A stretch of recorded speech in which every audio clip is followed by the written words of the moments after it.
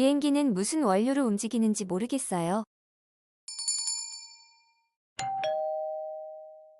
안녕하세요.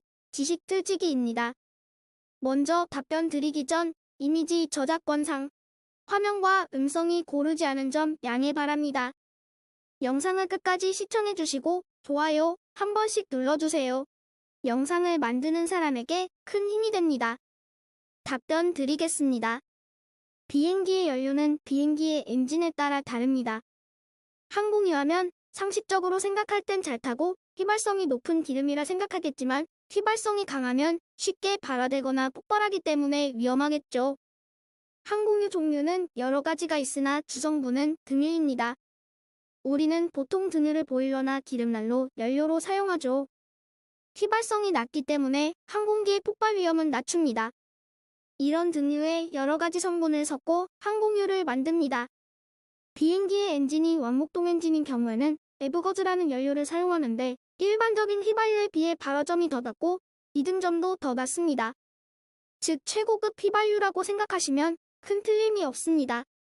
일반적인 휘발유보다 더 고급의 제품을 써야 하는 이유는 항공기가 운행하는 높은 고도에서는 일반적인 지상보다 기온과 기압이 더 낮기 때문에 발화 환경이 대단히 나쁩니다.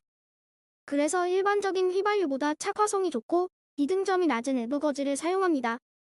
원유에서 나오는 제품 중 액체로는 가장 고급 제품이 바로 에브거즈입니다. 그 다음이 가솔린, 즉 휘발유입니다. 가격도 휘발유보다는 조금 더 비쌉니다. 제트 엔진인 경우에는 민항기와 군용기가 조금 다른데요. 민간 항공기와 군용기 공이 가솔린보다는 질이 떨어지는 JPU를 사용합니다. 제트 엔진은 연소 실내에서 계속 연소가 일어나기 때문에 고고도 즉 기온과 기압이 낮은 환경에서도 불덩어리의 연료를 품어주기 때문에 왕목동 엔진에 비해 발화 환경이 좋습니다. 즉 휘발유 같은 고급 제품을 사용하지 않아도 잘 연소된다는 것입니다.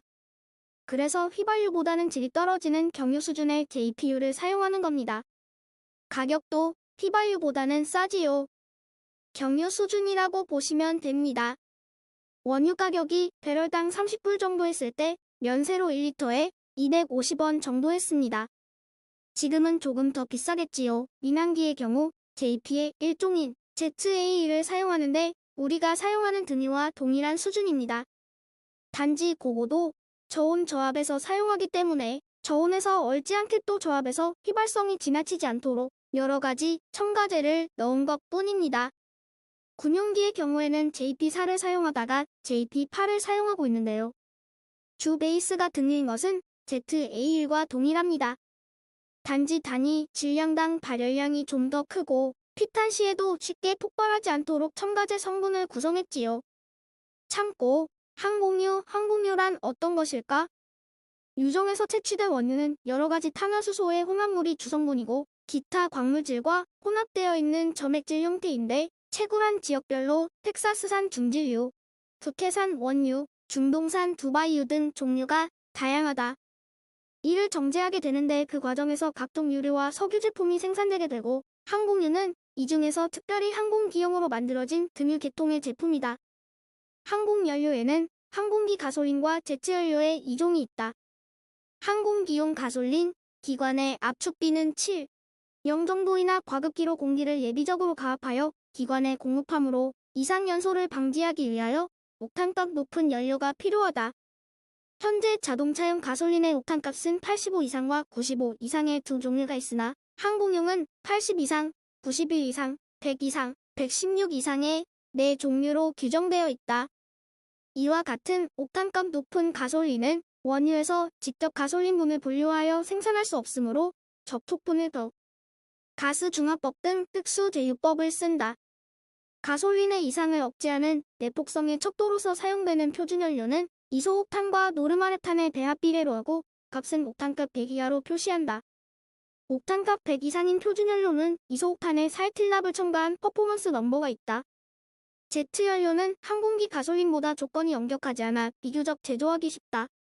제트 비행기는 단시간 내에 고공으로 도달하는 특성이 있어 연료 온도에 대하여 외기압력과 온도의 급격한 저하로 인해서 발생하는 연료의 증발 현상에 따르는 손실을 되도록 경감시키는 여러 가지 문제를 고려해야 한다. 즉, 연료의 증기압 문제, 저온도에서의 연료의 점성의 증대역제, 대형 상업용 항공기의 방대한 연료 탑재량으로 인한 사고 발생 시의 인화성 문제, 점화 소실했을 때의 재점화의 용이성, 연료 계통에 대한 부식 및 발열량 등을 들 수 있다. 제트 연료의 호치는 미군 규격인 JP계, 영국 규격, 미국 에스텀 규격보는 각 항공회사에서 독자적으로 정한 여러 규격이 있다. 그러나 미군의 규격에 의한 JP1, JP2, JP3, JP4, JP5, JP6 등이 있으나 JP1과 JP2는 현재 사용되지 않고 JP4와 JP5가 주로 사용되고 있다. JP4는 중질 가솔린계 연료로서 가장 많이 쓰이며 JP5는 케로신계 연료로서 인화점이 높아 안전성이 우수하다. 항공연료는 등유와 휘발유의 중간적 존재의 것이 사용되며 인화점이 110%에서 150% 사이이고 빈혈점이 40%이다.